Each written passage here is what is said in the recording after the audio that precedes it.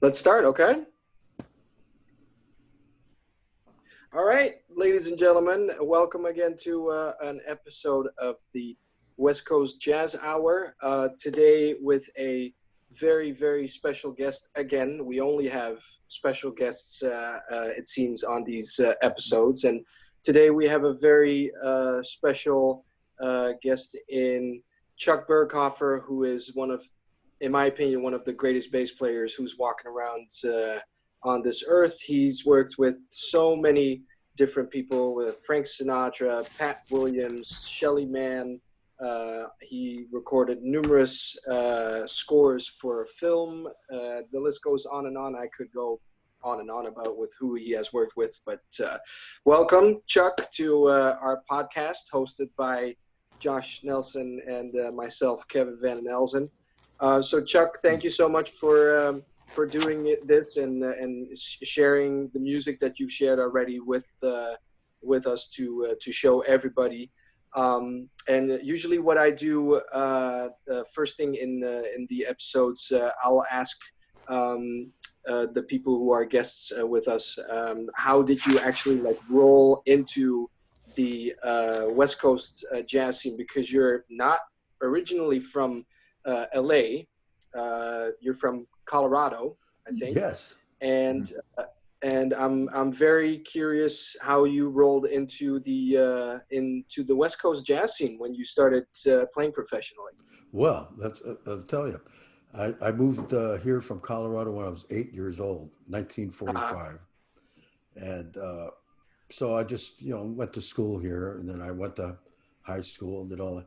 And in high school, well, actually grade school, I started on trumpet, just, and then I went to trombone and then I went to tuba. And by the time I was in high school, I was playing sousaphone. And we had a little German band thing, and we sent for some new arrangements, and they called for string bass. So I borrowed one from the school, started playing that, and I thought, oh my God! And so the girl that was with us played piano. Her father owned the music store, and we had a little group, and we started playing around, and I played the string bass, and that's how I just got back because we sent for those arrangements. I guess I don't know, but I started playing string bass. uh-huh. And then at that time, my folks brought an album home of Shelly Manne and Leroy Vinegar on. And when I heard Leroy, I said, "Oh my God, you know, this is way back then, unbelievable." So Yeah. I, anyway, I started on the bass, and that's how I started. And I can tell you real quick, I graduated high school in 1955 in June. And just after that, I went on the road. I get a phone call from a guy named Skinny Innes. You guys probably wouldn't know that name, but he was a big band leader. And I walked back, and he Uh-huh. said, "Can you go on the road with us?" And I went back into where my folks were sitting and said, "Some guy named Skinny Innes wants me to go on the road." My dad couldn't believe it. So I went on the road with Skinny Innes right off the bat like that, and spent God 3 months on the on a bus and playing all over the place. And the piano player was Fred Otis, and he sat across from me on the bus all the time. Anyway, make a long story short, he took me under his wing, and we started playing a lot. It was wonderful, and that's sort of where I learned to play with him. A lot. And then the next step, I knew I went out with Peggy Lee. I don't know how I got that call, but Uh, I was Stan Levy and Lou Levy, and I roomed with Stan Levy on that. Uh, and I did a little tour with her. And we played some things, and I did an album and all that stuff. And, and then the next step was 1960. I mean, I did little things in between, of course. But 1960, Shelly Manne calls me out of the clear blue sky and says, "Chuck, I've never even met him before. I had no idea. And he said, I'm opening a new jazz club. Can you come down and play with us on next Thursday or whatever it was?" And I go down. I knew it was an audition. I mean, I sort of knew that, but sure, you know. So I went down and we played one, two. I think the third tune. We played two tunes, whatever they were. I don't even remember. And after the second tune, he just looked up at me and said, "You got the gig." Oh, nice. Wow. And that's sort of how I got into that. And I stayed there. We made $16 a night, you know, and I stayed there for about 3 years. About 3 years. And at that point, the only teacher I ever had was Ralph Pena, and I only took a few lessons from him. But when I took lessons from him, it was great because I go over and Jimmy Drufry and Jim Hall were in his group at that time. And in the garage where I took lessons, after I was done, they would have a rehearsal sometime. Wow. And so I'd sit around and listen. And after a while, they let me sit in, you know, that kind of thing. Little things like that. Wow. And so I just kept, let me see, where did I leave off? Yeah, I mean, to make a long story short, Ralph was playing with Pete Jolly at the time. Right. And so I'd go in and listen to them, and you know, it was wonderful, wonderful. And then Ralph went with Frank Sinatra, and so Pete called me and said, "Can you come and work with me at Sherry's? $25 a night, 6 nights a week." And I said, "God, yes." So I left the manhole and I started doing that. Yeah. And I stayed with Pete for about 45 years. The greatest piano. Yeah. Oh, what a piano player. Yeah. Well, that's sort of how I got started, you know. Wow. And then I got the studios later, you know, but that's another whole story, you know. Right. Howard Roberts records is what got me into the studios. Oh, Howard Roberts. I did all of his records, you know. So anyway. Yeah. You know. We had talked about playing well, first of all, a pleasure to talk with you, Chuck. I mean, it's a pleasure to get to share the bandstand with you the few times I have over the years and make a record with you here and there. But to get you today is just a real honor for Kevin and I. So thank you so much. I'm sorry I get a little emotional talking about this stuff because everybody's gone now. You know, I'm talking about it. Yeah. No, it's totally okay. Yeah. Wow. Well, maybe we should keep on the Shelley's Manhole tip and kind of start with that. I know we had talked about maybe another track first, but maybe we can play a gem from Tiffany, which is a Bill Holman tune, isn't it? Yeah. The thing is, I picked the shortest thing that was there because I didn't want to sit there for 8 minutes, you know. And because of you'll see at the end how this worked out, you know. Okay. Yeah. I mean, you'll hear at the end how it worked out. So he introduces all of us. That's the only reason I did it. And this is live from Shelley's Manhole in 1961, is it? Well, 1960 or 60. 60. I can't remember the year. I Okay. started in 1960. Yeah. But it's live from there, and I can't remember. I did make an album there. I don't know if this is. This wasn't. It might have been part. I don't think it was. Oh, okay. I'm not sure how I even got this.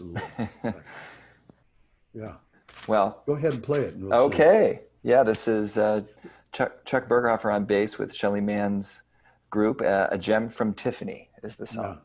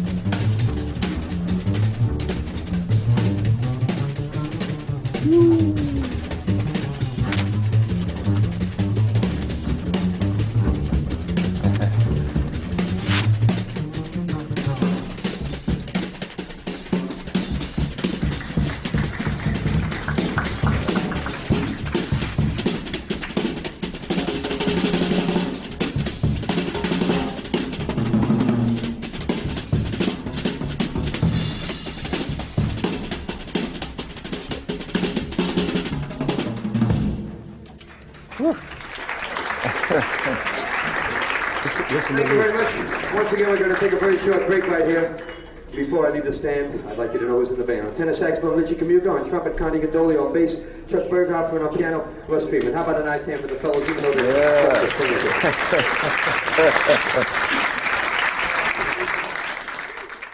Wow. Burning. But they're all gone now, of course. Yeah. Yeah. Kevin, you had something you wanted to ask him about, Shelley?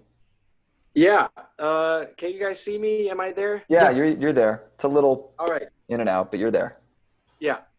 Sorry about that, you guys. Like, I'm working on internet issues as we speak. But Chuck, you've worked with so many different drummers. That was a beautiful example of you playing with Shelley. The drummer for Pete Jolly's trio was Nick Martinez. You've worked with Peter Erskine. You've worked with Irv Kotler. You've worked with so many different drummers. And I would like to hear it from a bass player's perspective. What is the first thing that you want to do when you're starting to play with a drummer that you don't know? What is the first thing that you listen for? What is the first thing that you want to do adapting to each other? What is it exactly like that you're looking for? Wow. Well, I guess the main thing I listen for is make sure he's got good time. Yeah. Because if that doesn't happen, no matter what you do is good. Yeah. But I've got a quick story about that. Is at Shelley's Manhole one night, Shelley hired Philly Joe Jones to play sub for him. Wow. Okay. At that time, I had just worn out Miles Davis albums with Philly Joe on it. I'm just, the whole thing was incredible. So he's playing, we play the first set, and this is way, I was still had gut strings, no amplifiers or any of that stuff, just playing. Yeah.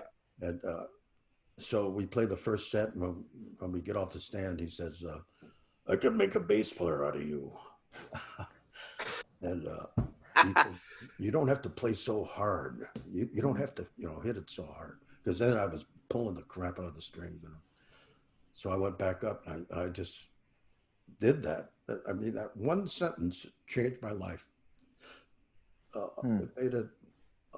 I did that right away, and it just opened up a whole thing. Instead of, because you kill the sound of the bass when you play it too hard too, by the way, or probably any instrument, drums or piano, everything.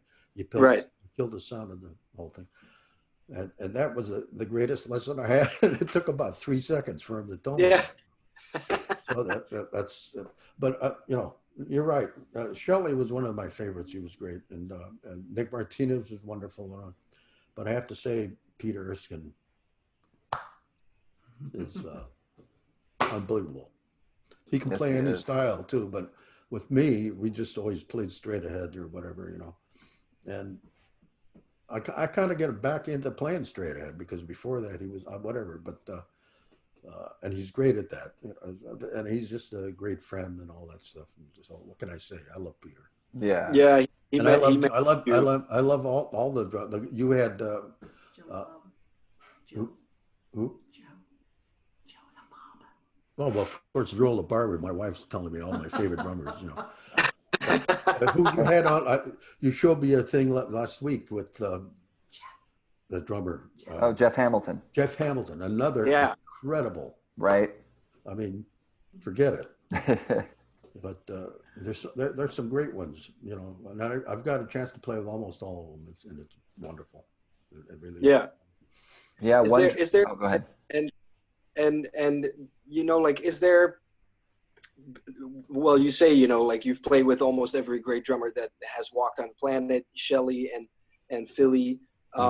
I'm like kind of curious because those guys have like very different time feels. Is it more, like from your perspective, is it that you adapt to them, or is it more of like a collective thing? Or, like there's this famous saying of Mel Lewis, like bass player, I don't play with bass players play with me, that kind of stuff. I understand what you mean. Yeah. It's weird. I think, we adapt to each other. I don't think, John Guerin was one where you had to play with him. Period. You know, I was going to ask as you great about as he John. was. No, Yeah. as great as he was, Yeah. you played with him, and you know, but I played with other guys. You know, the guys I've mentioned so far, and those that I love, that they play with you too. It's Right. two people together. You know, Right. and that's very important to me. But and I know, you know, I don't play with a lot of bass players except in a section once in a while, which that's a whole different animal. But uh, when I hear other bass players, sometimes, you know, this and that, uh, I don't know how to put it exactly, but the time may not be as not be the big deal. What they play, all the different, all over the bass, and a bunch of different wonderful things and everything, but it may not be the time. But I learned that from Leroy Vinegar, one of the first time I ever heard him. Just the greatest time in the world, you know. Yeah. You know, so that's where I came from. I'll put it that way, you know. Right. Right. And that's what I do. And I think John and I played quite a bit together, but I don't think he loved me because I kind of, I didn't, whatever, I don't know. I just always had that feeling. As great as he was, Right. you know, just That was the first time I think you and I played together, was with John Guerin, was it? with Mike Barone. Oh yeah, my Long God. time ago, maybe 2003 at Well, I started with Spazio, Barone way back whenever he Oh, first Spazio. the Yeah. old Spazio, and you played with Barone back in the day, right? Yeah. God, he's still going too. I Good know for he's him. still going. Yeah. Yeah. That was a thrill for me to get to play with you and John Guerin and Mike and Brian Scanlon. And I felt like just a kid in a candy store. You know, I was like, teach me. Thank God, yeah. That's wild. And John was very encouraging to me. Yeah. I remember that about the time between you two. Yeah. I remember thinking, I think Chuck's going with him. Well, I mean, you know, yes. Yeah. Yeah. But John was great. You know. Yeah. Oh, yeah. Sweetheart. I can't ever say a bad word about him. Mm. Really. Yeah. I'm That glad kind I of got reminds me also that kind of chemistry reminds me also a little bit of what they say between Paul Chambers and Philly Joe. They sounded great together, but Yeah. apparently they didn't like each other very much. Yeah. Yeah, that's what I hear. You know, I just got to play with Philly Joe that one time, but you know, just listening to him and Paul Chambers together, it was, I don't know, they probably didn't like each other. And Paul Chambers even told a few people, I mean, I heard stories about it, that he was a little bug with the Miles Davis group they was playing with. He liked to play with another little bit of a style or something, which I hard to believe because of that particular period of time with them. I've never heard anything like it. Mm-hmm. Yeah. Yeah, Philly Joe and whoever was playing piano at the time, but yeah, it was unbelievable. Yeah, those records are And incredible. Miles, I've still never heard from a player like Miles. So Yeah, unique. he really Oh my goodness, unbelievable. so unique. Yeah. Anyway, Where do you want to go? Where do you want to go next, Kevin?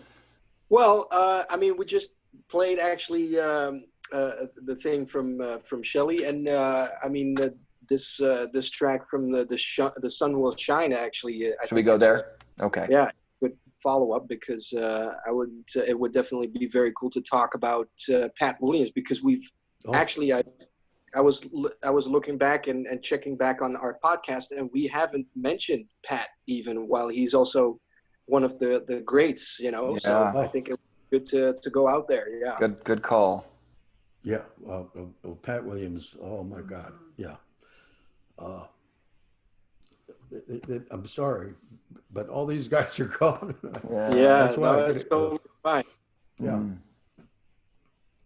I love Yeah. Pat Williams. Love Pat Williams. Mm. That's all I can say. But And, why don't thank we? God he why don't loved we me just- too. So we were. Yeah. I went to see him right while he was dying. I went to see him, Oh, and he was so sweet, still smiling. yeah. Yeah.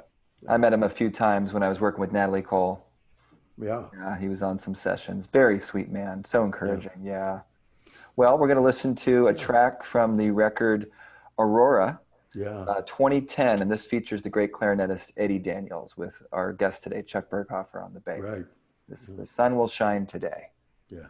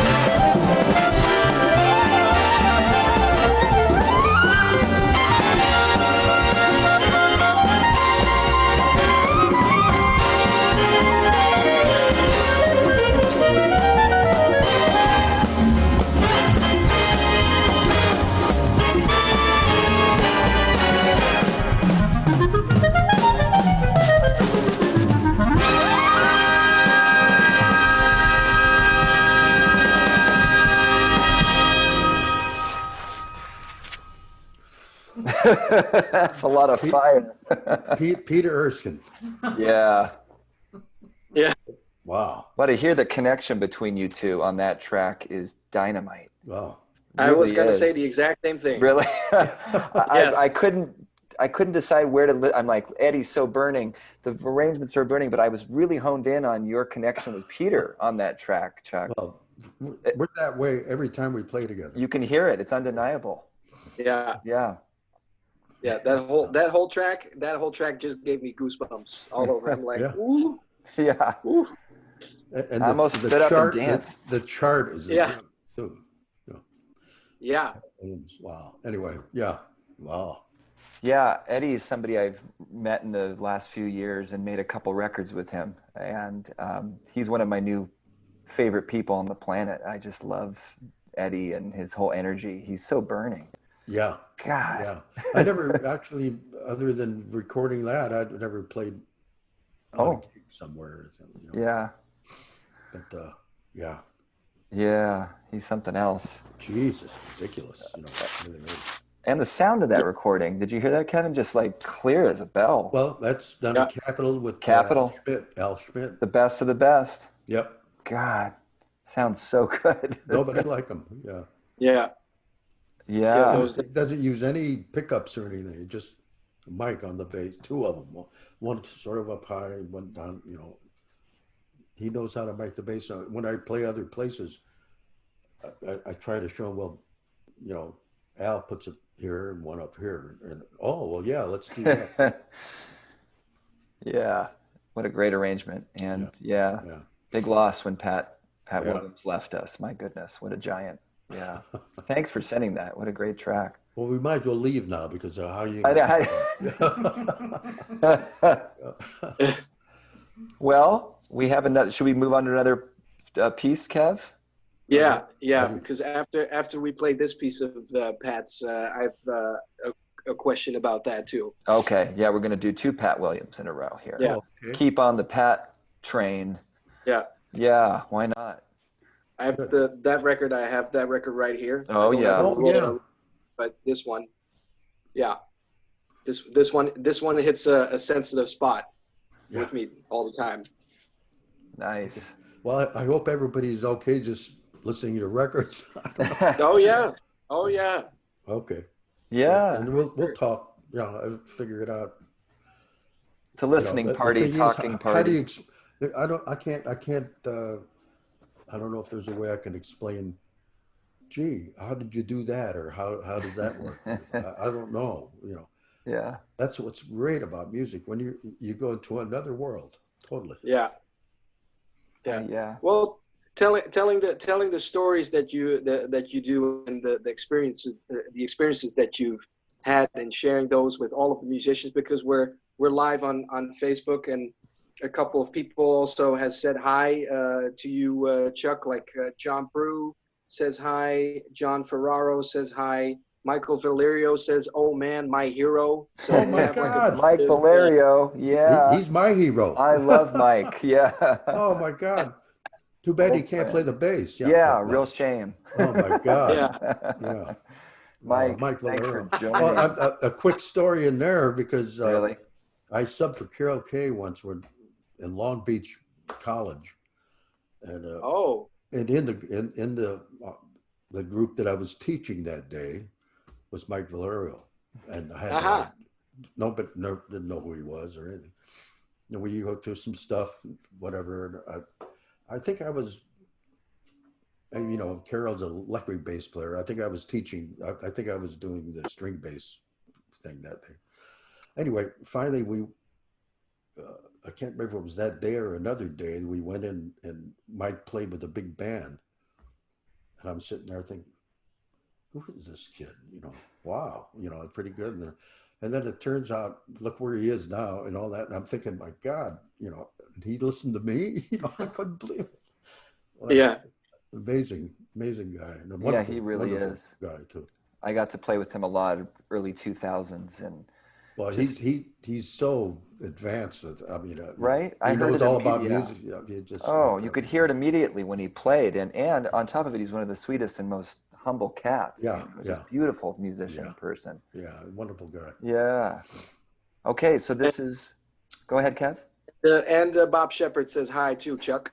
Oh, all these my favorite people you're talking about. That's They're all right. here. I spent a lot of time with him. You know, with Joni Mitchell, we did a album, and wonderful album, and we traveled all around.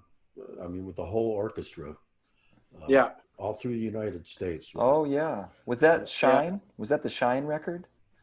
No, both No. sides now. Both sides now. Both sides now. Yeah.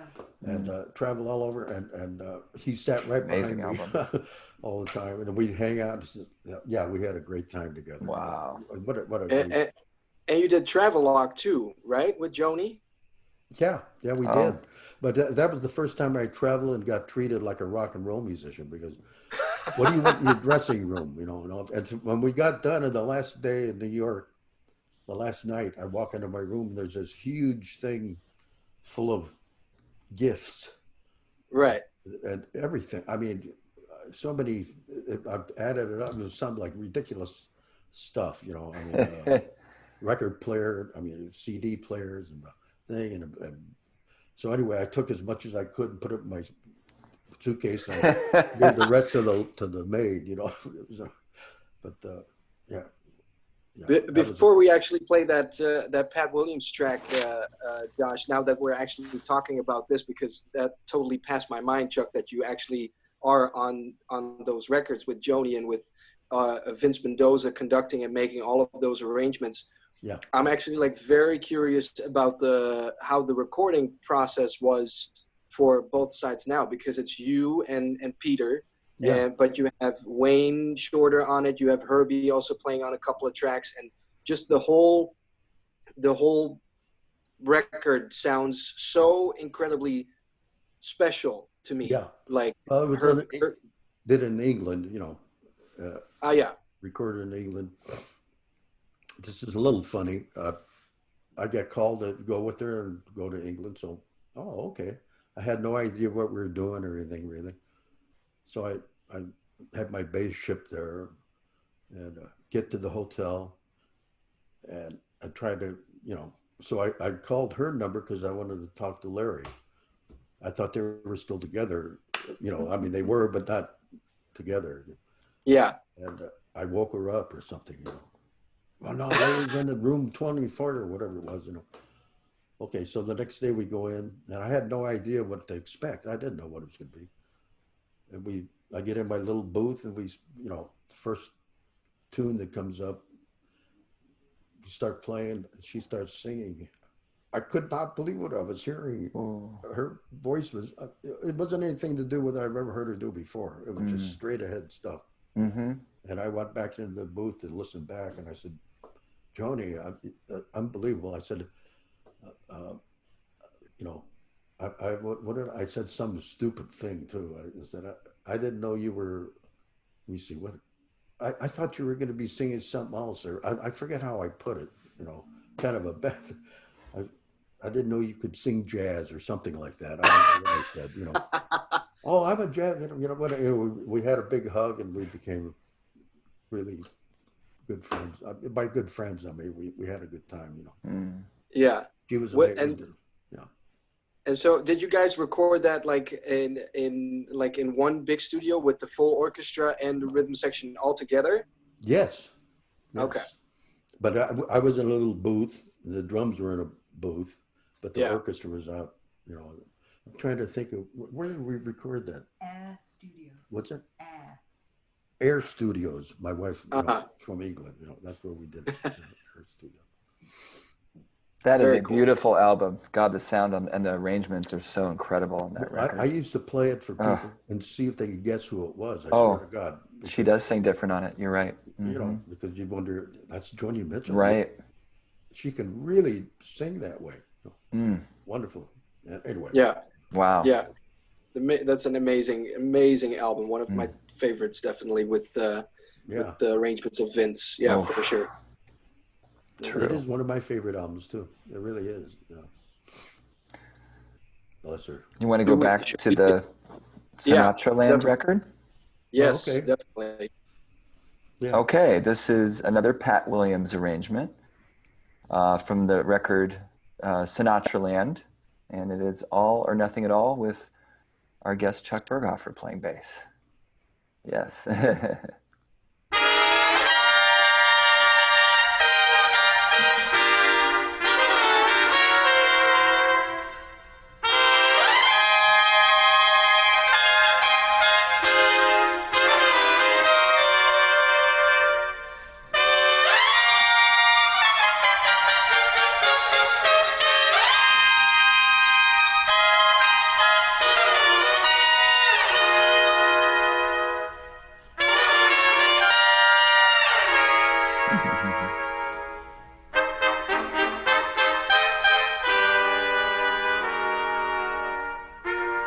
By the way, this is from Sinatra Land.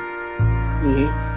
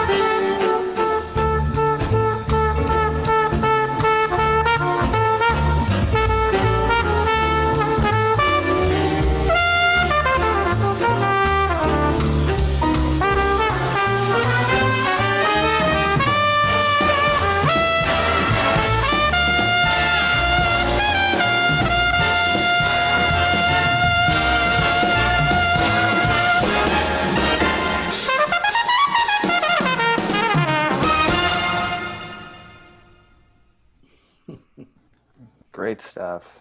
Warren Looning Warren Looning. playing trumpet. Mm. This was, another genius. Wow. And Peter Erskine's on that too, of course. Is this from the 90s? 98? 97? What year would this be done? I was just looking it up. It looks like, yep, there. 97. 97. Ocean Wow. Way. Yeah. At Ocean Way. Yeah. Wow, you had quite a Ocean Way. band here. Gary Foster, Yeah. Eddie Daniels. Look who this guy is, Chuck Berghofer. Who's he? I know. Well, that, by the way, that's the first time I met Peter. Really? Oh, okay. We played the first track of what we did, and there was okay. Take a short break, and I was in this thing that you had to open up to get in, and all of a sudden the door opens, and it's Peter came in to introduce himself. Chuck, I'm Peter Erskine. I've always wanted to meet you, or something like that. You know? Oh, wow. So, Wow. that's the first time we actually met in person. I mean, you know, talked together. Mm-hmm. Wow. Yeah.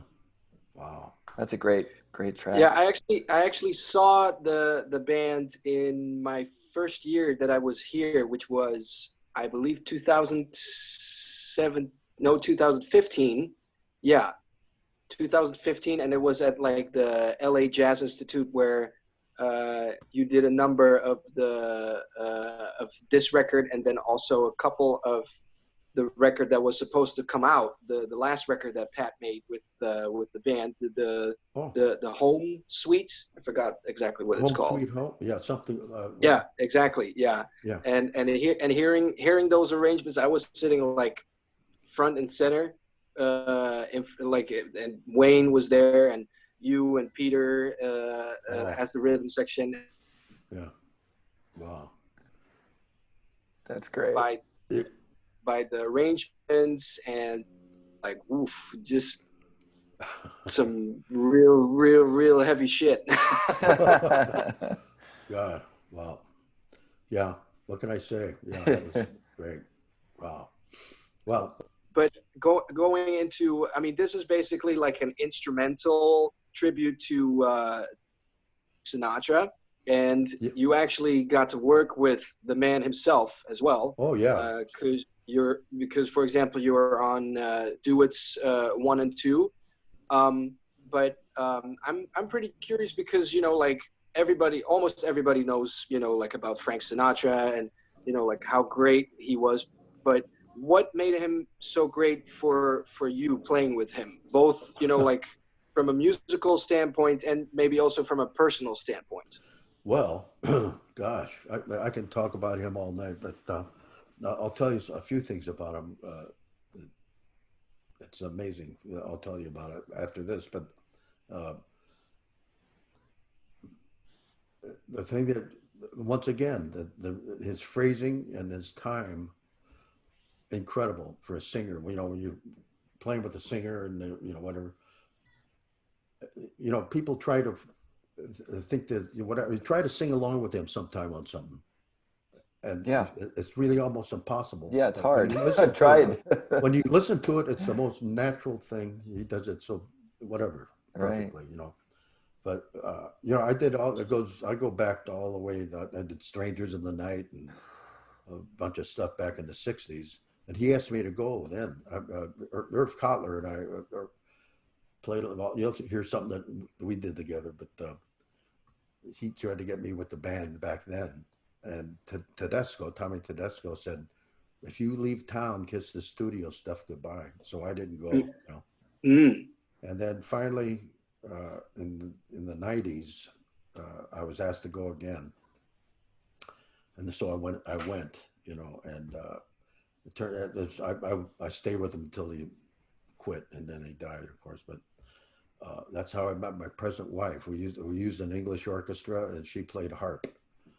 And so that's how we met. And so now I can tell my daughter, who's 20, will be 22 next month, you wouldn't be here if it wasn't for Frank Sinatra. Yeah. But yeah, Frank was a big thing to me. He still is, because I've got a beautiful family, all because I went there with him. Wow. Yeah. Amazing. Yeah. Yeah, that's amazing. I did a part of the Brazilian thing he did, with who was it? Jobim. Oh yes. I did. Yeah. I didn't realize. I forgot it. I did so many dates back then in those days. I didn't realize that somehow I forgot that I did part of it because Charlie Pignon, who does all the Sinatra stuff now, that controls it, said, "Yeah, you're on this part here," and he showed me the whole thing, and I'm on part of that album. I didn't realize it. Wow. I can tell the difference all of a sudden. Whoever played bass first, Uh-huh. and then all of a sudden, God, that's right, it is me. You know, I didn't even. I name's love not that on the record. name's not even on that. Oh, really? Yeah. Uncredited. Yeah, uncredited. Yeah. But we hear you. Wow, that's Yeah. fantastic. That record comes on in our house a lot. I just Yeah. love how Frank sings and everything, but that one has some Yeah. magic moments, great orchestrations too. I've got a closet full of Frank Sinatra records. Well, you know, from Charlie Pignon, and you give me one for every, you know, and it's just amazing. You know, there's nobody who's going to sing like that I could ever come along. I don't think. That's Anyway, the truth. Yeah. yeah.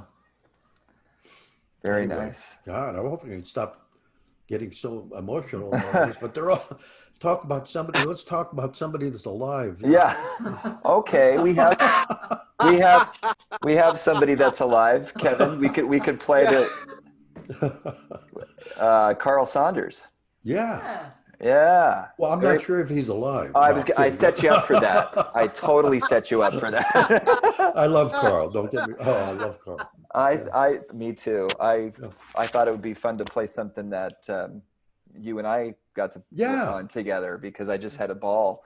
Felt like again a student, a fly on the wall, getting to play with you and Joe LaBarbera and That's right, Joe. Yeah. Great Carl Saunders and Sure. Kevin said, "That's cool. Let's play this. So let's do it." So this is this is a little piece of one of Carl's tunes. Actually, all the record, the whole record is all his music, and it just came out. Yeah, it just came out. And it's called Jazz Trumpet. It's on Summit Records. And let me just got to go to YouTube to play this. Yeah. This is part of. I just want to get the end of his solo into mine and your solo. Oh, that's good. okay. Okay. Yeah. Good. Yeah. Okay. This is a big boy tempo. Because the track I think is 15 minutes long. Yeah. This is 5 minutes, so I thought we'd come in after the header. So yeah.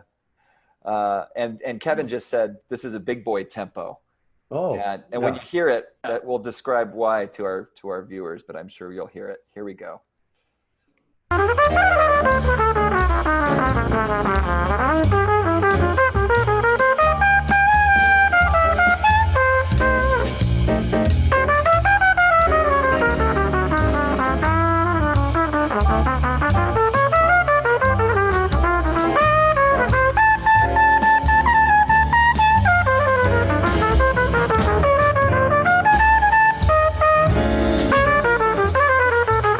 You know.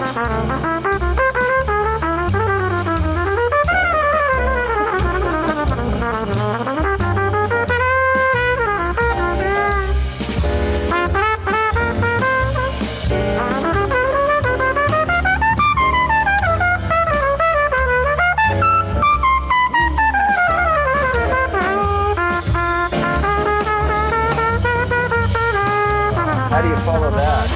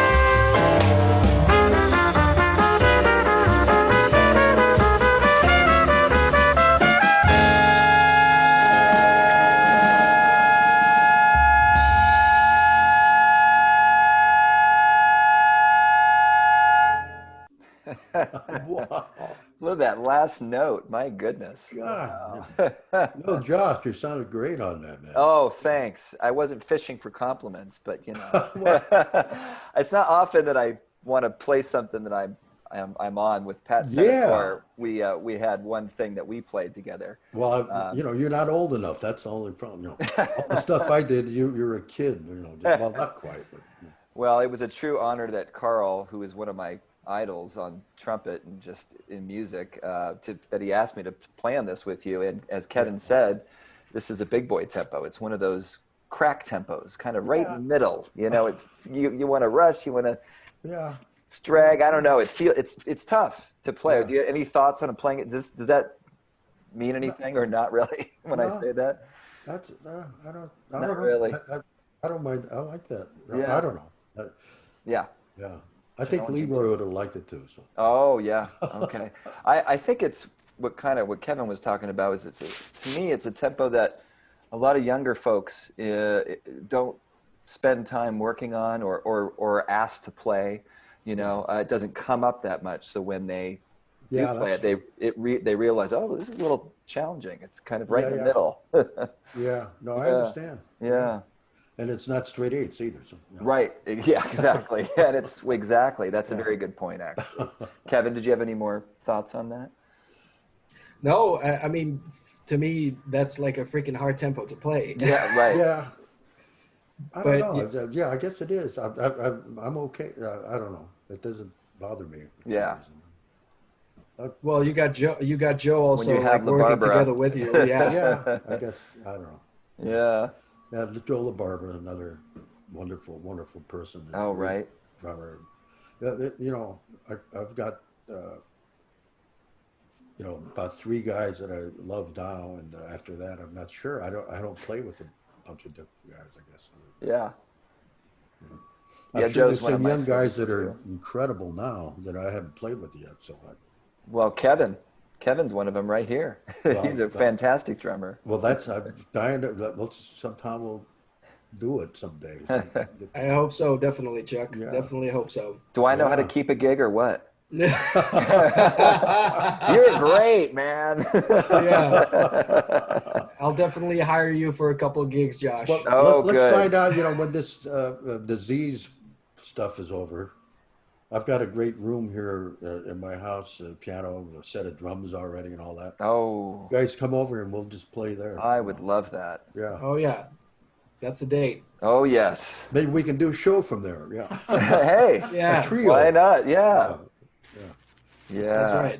That's right. Oh, Peter Erskine just joined. He says, hey, yo, Chuck. Hey, Josh. Hi, Kevin. Yo, Peter. Oh hey. Wow, Peter, I Your love you. ears, yeah, your ears must have been burning. We've been singing your praises. Yeah. Oh, Oh, man. wow. Well, he's the one that gave me the drums, by the way. Yeah. And then, Oh. yeah.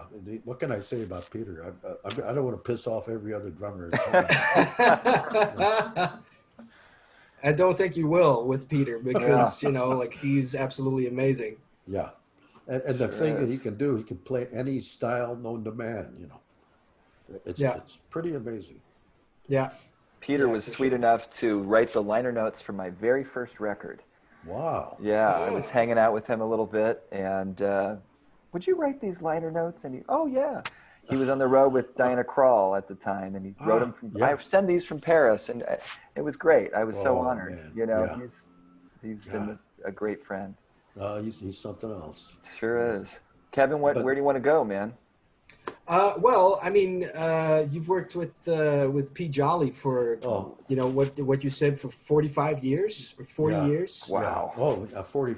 Yeah, I was over 40 years, but And I mean, that recording that you sent over was actually the very first time that I heard something from his trio, because I didn't know that. That's the super cool thing about this podcast as well, is that we're showing also recordings that nobody knows actually about, and Yeah. people should actually know about that. So Oh. for me, this Right. is also like a discovery to hear new music, or new music to me at Yeah. least. And it's definitely worthwhile to show our listeners and our viewers to show the trio with you and Pete Jolly and Nick Martinez, because I actually heard about Nick one time before, and it was this record that he made with Don Ellis. It's Don Ellis Quartet. Wow. Yeah, that's the first time when I heard about Nick Martinez, and I was like, "Who is this guy?" Because he swings so freaking hard. Yeah. And all of you guys are swinging so hard on this tune. So it's a good thing that we show something of Pete Jolly. Oh, that's good. Pete. I always tell people, well, where did you learn to play? And I said, before I joined Pete, I could play, but that's where I learned to play. 6 nights a week, piano and bass. We played. There weren't even any drums, Yeah. And my God, he never told me one time what to play or.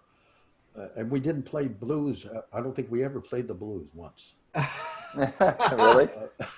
Yeah, I don't think we did. Yeah. And he just the most remarkable player that a lot of people don't know about him, I guess now. But anyway, yeah. Where did you play 6 nights a week with place Pete? called Sherry's, and I'll tell you where it was. If you go down over Laurel Canyon to Sunset Boulevard, it's right across the street from that. And what's there now? There was a Sam Ash Music. Well, no, there's a restaurant that was there. Anyway, it's right on the corner of Crescent Heights and Sunset Boulevard. Oh, yeah. It was called Sherry's. Oh, next door was a famous pharmacy, a place that people where stars used to go. And I can't. Oh, remember. yeah. Starts with an S, doesn't it? No. Yeah, something like that. Yeah. But You're right. yeah, I went there. Worked 6 nights a week with him. That's cool. And then on my way home, there was a guy by the name of George German who was a photographer at Capitol Records. But he came and recorded us a bunch of times in different places. I did a recording where he just hang a little mic up there and use a Webcore thing or something. And I got all kinds of records that he made when he'd go around and play with. Anyway, beautiful guy. But he lived on the way home that I went, and I never got by his house. I always had to pull over, stay till 5 in the morning. Yeah. Wow. Anyway, Pete Jolly was. What can I say? Well, let's listen. The best. This is a song called "One Morning in May." Yeah. One Morning in May. Yeah. And here we go.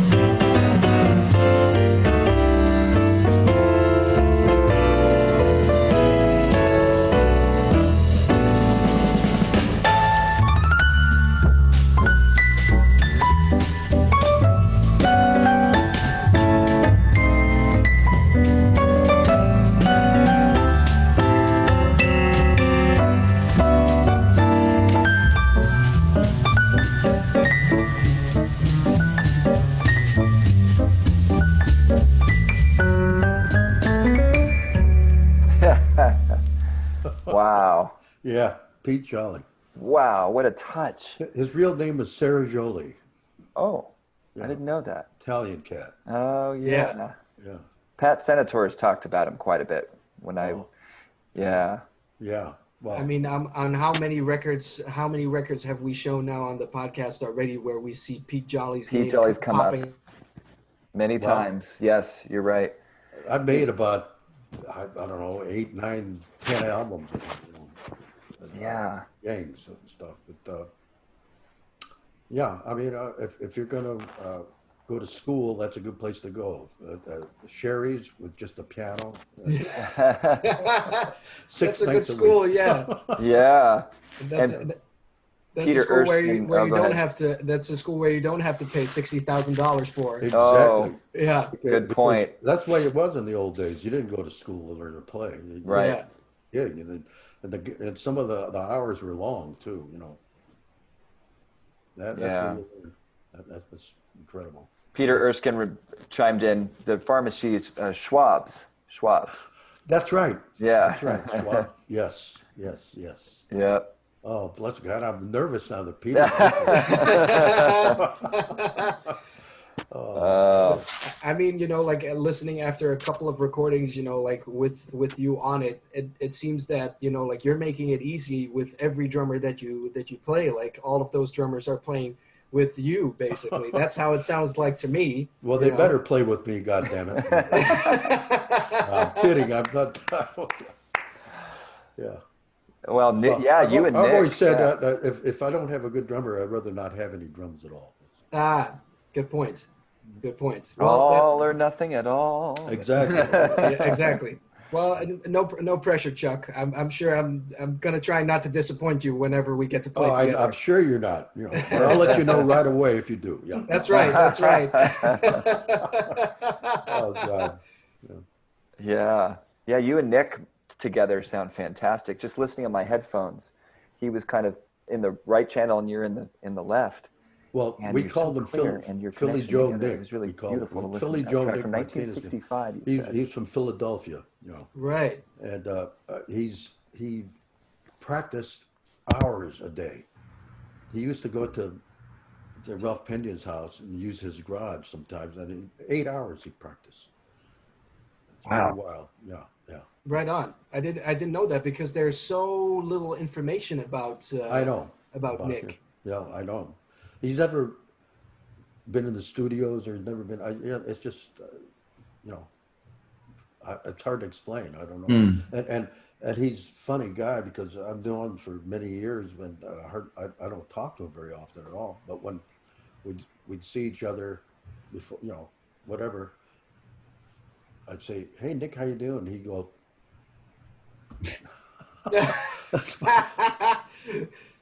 Yeah. and then we had a gig with the trio down at the beach, you know, down somewhere down there. And we get to the place, and the first thing out of his mouth was, "They're driving us to the sea." Yeah. Oh yeah. Wow. He's still around. He's still around? Yeah. Oh, he is. Oh, wow. He's 7 years older than me, so he must be that makes 90. Yeah. Wow. Because Pete was 5 years older than me. Right. And do you know if Nick is still in town? Yeah, he's in town. I don't know if Ah, he's playing anywhere. You know, I'm not Right. sure. Yeah. Fantastic. yeah. Yeah. Hey, Josh, do you think that we can show something from Dante's? Yes. Oh, Yeah. yeah. Because, so. I mean, This is Th- pretty this- wild. I have to explain one thing. yes, please. We did this during the day, and they Oh. superimposed the audience later. So Is that right? I only say that because when the first bass solo comes in, they go right to some woman having a cigarette or something. Yeah, that's right. That's right. Yeah. Yeah, yeah. But yeah. So we actually worked. I'm trying to remember if I can't remember if we actually worked in front of an audience there with that, or if we just went and shot this whole thing. I can't remember that part of it. Was I this think we worked with an audience because I remember Zoot having a drink at the bar. So yeah, I think we did. Well, there's this famous quote from Zoot that he gets a question like, "Mr. Sims, how come you're sounding so great when you're drunk?" And he says, "Well, that's because I'm practicing drunk." Yeah. Well, he'd love to drink, I know. Yeah, But there's nobody like him either. that's Ever. right. That's right. Unbelievable. I mean, Willis was saying, as in for our viewers, Bill Holman was saying that his favorite iteration of the Stan Kenton band is when Zoot Sims was part of Right. bands. Wow. And I'm a huge fan of Mel Lewis, and I've been listening to the Jerry Mulligan concert bands a lot with Zoot also, and Zoot is like a special guest or in the Yeah. section. And there's actually a thing that Peter mentioned to me when I was studying with him was that Zoot could play with any type of rhythm section, Oh. either good or bad. But Yep. that guy was always sounding so good. Exactly. I mean, he didn't need a rhythm section. Yeah. I mean, but you're right. If he was playing with a bad rhythm section, he still sounded great. Amazing. And on this thing we're doing, Larry Bunker's playing drums, and Yeah. and Larry was unbelievable. He played with Bill Evans and a bunch of different people, but he was a studio musician that played, mallets and all that stuff and everything. But yet he still, what can I say?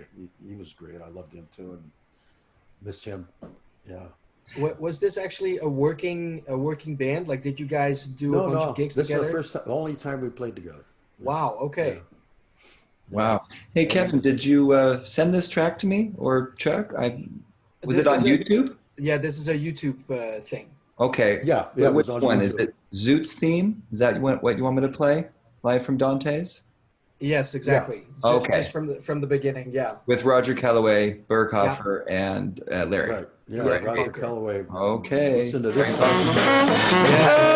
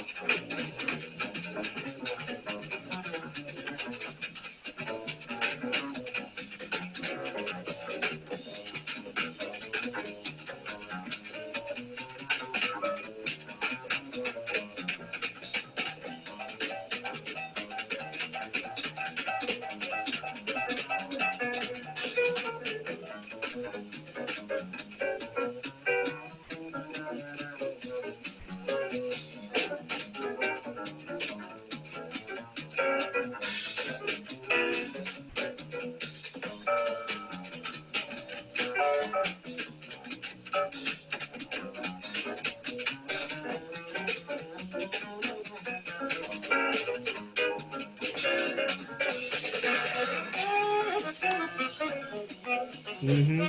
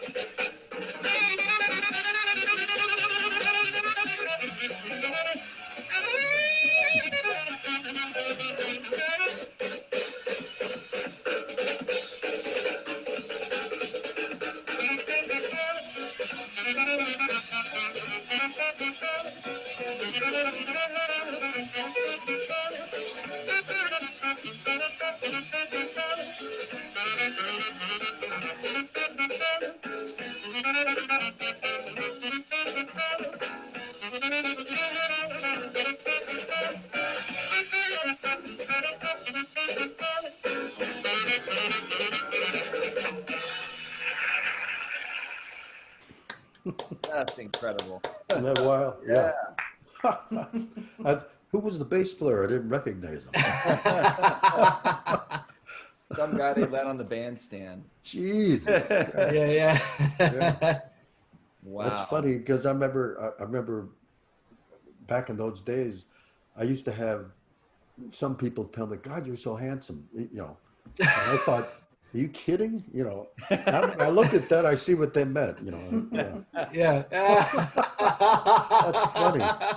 Yeah, that is funny. How is that for you, Chuck?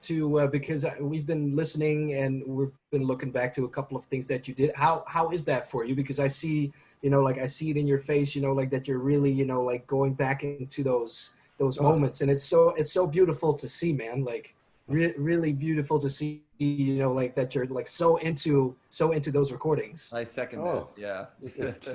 It's I don't know what to say. It's it means so much. I mean, it's funny. I don't think I've played a record in my house or anything for months or years, maybe. I don't know. Maybe once in a while. So listening to all this stuff, and especially it's weird. I never sit and listen. Normally, when I do a record and I bring it home and put it on, I hate the way I sound, and I think, oh no, so I don't listen to it. But this stuff was done long enough ago that when you listen to it, you think, I guess it wasn't so bad after all. I was always putting myself down, Like, Yeah. oh, Yeah. no, Know that feeling. Yep. Same. it's a weird thing, isn't it? Yeah. I don't know. What is it right now? Because I mean, you're talking about records that you did by yourself, but is there anything that sparks your interest right now? Like, are you listening to music? What kind of music that you're listening to? Maybe a certain musician that piques your interest? No, I haven't been. I don't know. I haven't been listening to music much. Mm. The only time I listen to it is when I'm playing it, I guess, or something. I don't know. But I should. But getting ready for this, we played some of the records that I sent you and whatever. Uh-huh. That was the greatest day I've had so far during this epidemic. Wow. Okay. I swear to God, I thought, oh my God, I forgot what it was like. And then I started listening and I thought, I guess I wasn't so bad after all. I swear to God, I always thought it sounded awful when I'd hear a record and I'd go and listen to it. Oh shit. Very strange. Man, if I have to be honest, like I've heard now all of these recordings that you're on, and like in my opinion, this is not to compliment the shit out of you or whatever, but you're up there with those guys like Ray Brown and what you said, Leroy, and I hear it as well, and we've talked with JC about this too, about like the sound of the bass, and you are like really this, it's sort of kind of like a dying art almost, that people who are really playing the bass just by itself with no amp. Yeah, Well, the And thing is that guys that didn't learn to play before that, the amps. But when amps came in, I thought, oh man, this is going to solve everything. You know? And I heard a couple of guys. Oh, God, who's the guy that I had to run in with that one time? He told me get out, to get off the stage or something. Back east. No, I can't remember. I did a gig in a famous bass player. Anyway, long story. But whatever point I was trying to make, I don't know. But it's all I know is that when I hear myself on a record, it's just okay. It's never quite, But when I listen to this stuff that I did some time ago, wow, I forgot how that sounded, And that's true with any record. Even now, if I do it, if I wait for a month and listen to it, it sounds good. right. But if I listen to it, go in and listen to it Yeah. right then when you record it, it's like, wow, geez, I should have done that or Right. whatever it is. I felt the same way, Chuck, when I did that record with Carl Saunders with you and La Barbara. I was so in awe of your everyone's musicianship. I was like, every note I play, I hate, And then I went home and listened to it, and Carl said, "Yo, go fix a couple of those solos. They're not so great." Because I was so nervous Yeah. playing. And so I went back and fixed a few things, let some time pass, and then Carl sent me the record. I'm like, it's not as bad as I remember. Yeah. Oh, that's great. Well, that's what it's about, I guess. Yeah. That's why I say when you're playing, you go to another world, Yes. Somewhere else. and it's a good world too. Most of the time, it can be a bad world too. But and speaking about that, like I saw you actually for the last time live playing solo, and that you were singing on Jack Sheldon's memorial. Oh yes, I was there too. oh, Yeah, you were there. me- Yeah. Me and Josh were sitting next to each other at the Yeah. bar, and you were doing just this one song, and you took Three Bears. Yeah. yeah, exactly. Right. And you took Trey Henry's bass, and you just like from note one, it was like poof. And for me, for me that was I was maybe like chit chatting like a little bit with Josh, and then I heard you, and I was like, Yeah. what the hell? Oh, really? like yeah. Immediately. And- right. Yep. That was a good bass too. He's a great player. Oh. Right. So good. Do you have like any thoughts? Like, I mean, you said yourself, like, I don't know exactly, like how or what, but do you have like any thoughts, like when you're going into the music, when you're going into this other world, is that something that just happens natural to you, or is when you like get up on the bandstand and you get yourself in a certain kind of mindset? Like, is there? No, No? It happens exactly when you start playing. Boom, Right. I'm in another world. Yeah. Mm-hmm.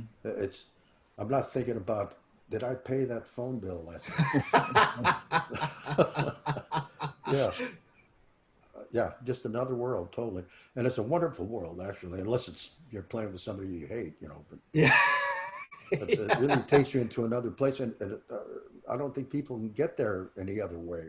I'm sure there's other ways. There must be, but to quite get there through music is really a special way to get there. I Right. mean, I'm sure a surgeon gets to another place too. Yeah. Yeah. Right. Hopefully that he does a good job. Yeah, He or hopefully, she. yeah. Yeah. Or an Mike actor. Valerio. Maybe actors do. I don't know because I've Or- never tried that. Yeah.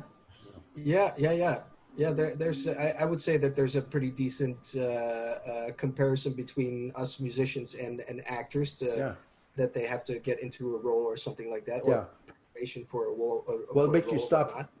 You stop thinking about yourself for a period of time that you're thinking about other things. I mean, you're thinking about music. You're not thinking about, am I dressed okay, or Right. whatever the hell it is, that kind of stuff. You're not worrying. I'll put it that way about Yeah. the Right. whole stuff. That you Plan Right. too firmly in the moment. do. Yeah, exactly. Yeah. Oh, Right. And is Mike there Valerio. like Sorry. go right ahead, Josh. Ron Carter was the person Mike Valerio said that you were thinking. That's right. Uh, That's right. It was so strange. He was playing with. I was on the stage, and he played one tune with the. God, I can't remember who it was. Anyway, he was playing one tune with this singer, and while we were rehearsing, first of all, when it started, a guy says, "How high do you want the amp up off the stage?" I said, no, I like it right on the floor. You know, oh well, someone asked to put it up on the up on a box or something. I went, so who the hell was that? He says, well, I don't know. I'll find out. And he comes back and he says, it was Ron Carter. Oh, well, okay, go ahead and put it up there.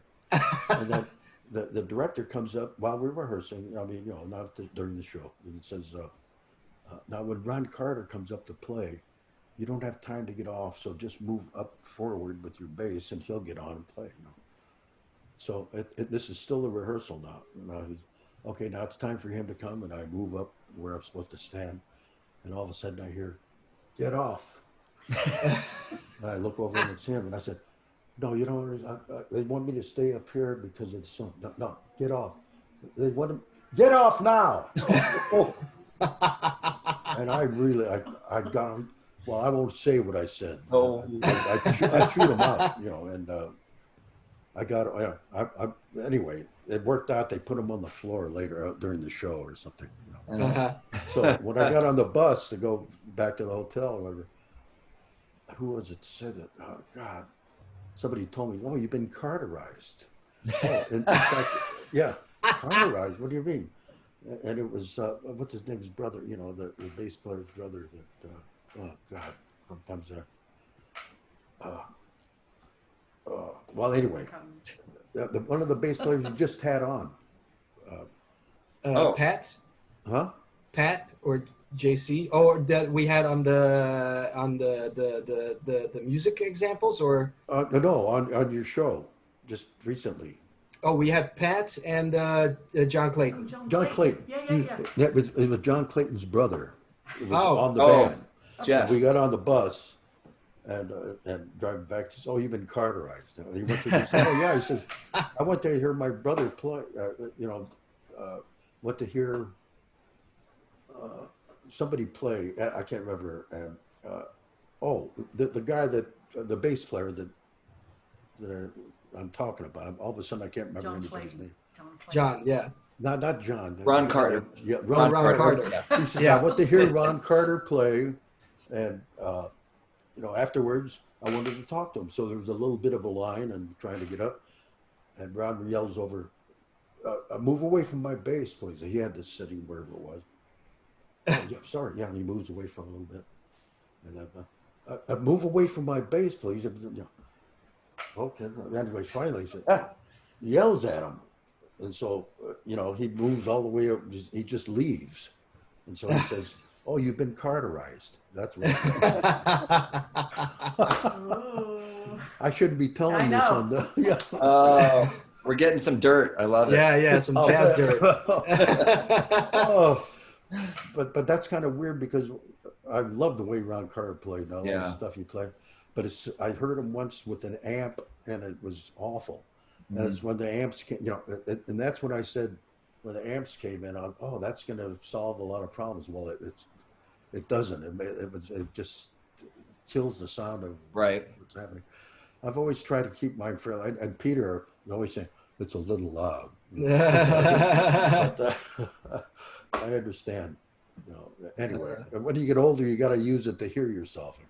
Right. Yeah. But when you still are playing, when you're playing live or when you're in the recording studio, do you prefer like an actual mic instead of an amp? In a recording studio, oh yeah, I never use an amp in a recording studio. Okay. But on a gig, I use one. Okay. A little bit. Yeah. Right. I try. Yeah. Otherwise, sometimes you can't hear the bass. I don't know. Like you do on a record, because it's not coming through, that it's not mixed or whatever, Right. No, the reason why I'm asking, because you said that you were playing the bass acoustically, and I've done also a gig with John Clayton once, and he just plays acoustic. Of course, he won't use an amp. No, I understand. Right. Yeah. No, that's fine too. Yeah. He does just fine, thank you. Yeah. And he's got Ray Brown's bass too. Yeah. That's right. I have Joe Mondragon's bass too. Oh, no Wow. kidding. Oh my gosh. Wow. Yeah. Well, there's also a guy who we've, he's on a ton of recordings that that's we've right. played. Definitely. Oh, And- yeah. so swinging and so it's such a great sound. And Well, man, he was he was one of my idols too, and Wow. he put me under his wing right in the beginning. He showed me how to hold the bow and all that kind of shit, and just, you know, he says, "Can you count to 4?" And I said, "Yeah, that's all you need." You know. Yeah, he did so much for me, and then finally he sold me his little bass, you know, that he recorded all kinds of stuff on. Wow. Later on, much later on. In fact, I borrowed it once when I was at Pete Jolly, and I told him, "If you ever want to sell this, please let me know." 30 Right. years later, or 35 years later, or whatever it was, he sold it to me. And then after he sold it to me, next time I saw him, he says, "Well, I sold you the bass and the work went with it." Oh, bless him. Another great guy. Man. Another I loved great his guy. sisters. Yeah, most definitely. Hey, Josh, we have we have one more tune left that we can Yeah. show the listeners and the viewers, and this is actually also with one of the greatest musicians who came out of the West Coast scene, Frank Rosalino. Oh my God, yes. I know. And what he did was, nobody could ever forgive him for it. Yeah, But as a talent, nobody like him. Right. Nobody like him. It makes me sad. Hmm. But he's still the greatest trombone player I've ever heard. You know. right. Yeah. But this one, he sings too. You know. but Yeah. You'll see. Yeah, and I didn't know that he actually sang, and he sounds actually really good on this. Oh, Oh, yeah. he's incredible. And it was Irv Kotler playing drums. And, Yeah. You know, and just, you know, back in those days, in 1961. So Irv was incredible then. I mean, he played with, you know, I think he was a Sinatra already, you know, all that. But that's why he asked me to go with him, actually. You know, that's when I had to turn it down because I was already getting work, you know. Right. But, and then Victor Feldman, you know, was Oh. on this. And, Actually, recently I listened to this record, which is sort of like a compilation album, but it's Georgie Ould and his orchestra, and Irv is playing drums, and he propels the band Oh. for like 75% of the time just on the hi-hat. yeah. He only plays hi-hat, and I'm like, what the hell? You In know? the old days, we didn't use click tracks. Uh-huh. And I swear to God, Irv would put it wherever it's supposed to be, and that was it. You know, no problem. You know, Wow. it was really strange. But as it got older, you know, it got whatever, like everybody does. You know, everybody. He started different things, and so a lot of people started. Oh yeah, he's playing too loud, or he's doing this. But during this part, 1961, man, well, you hear him on the Yeah. just straight up, nothing fancy at all. Yeah, but just super swinging time. Yeah, Wow. yeah. Okay. This is Okay, this will Frank a Rosalino. farewell tune. farewell track. Yeah, Well, yeah. Well curated selections. Yeah, Chuck, amazing Julie, selection. Very nice. Very Well, nice. I have to thank my wife who's sitting right here. Thank Julie. She Yeah. helps me. Yeah. Without her, forget it. I wouldn't even be able to do all this. Yeah, yeah. All right. The woman behind the man. Yes. or just the left of the man. Yeah. Well, Here we go. She's also a great musician. Royal Philharmonic, she played with and all that stuff. Oh, She's fantastic. amazing. She's the real musician in town. all Beautiful. right. Well, go ahead. I'm sorry. Okay. Here we Yeah, go. no worries. Frank Rosalino, Victor Feldman, and Irv Kotler, the great Chuck Berghofer. Too Marvelous for Words, 1960.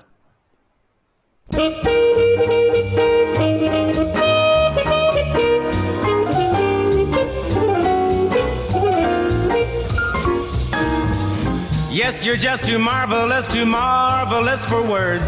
Like glorious, glamorous, and that old standby amorous. It's all too wonderful, I'll never find the words that say enough, tell enough. I mean, they just aren't swell enough. You're much, too much, and just too very, very to ever be in Webster's dictionary. And so I'm borrowing a love song from the Birds to tell you that you're marvelous, too marvelous for words.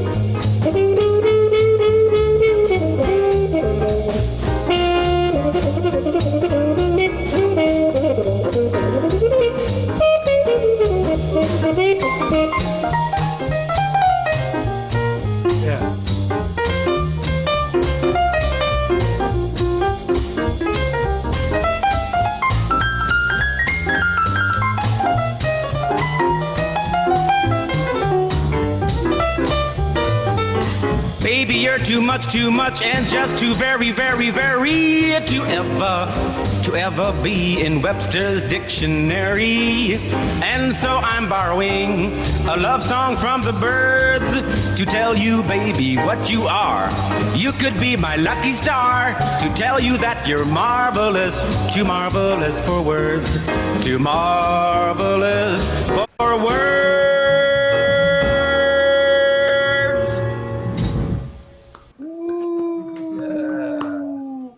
Sing the So best. swinging, so swinging. Wow.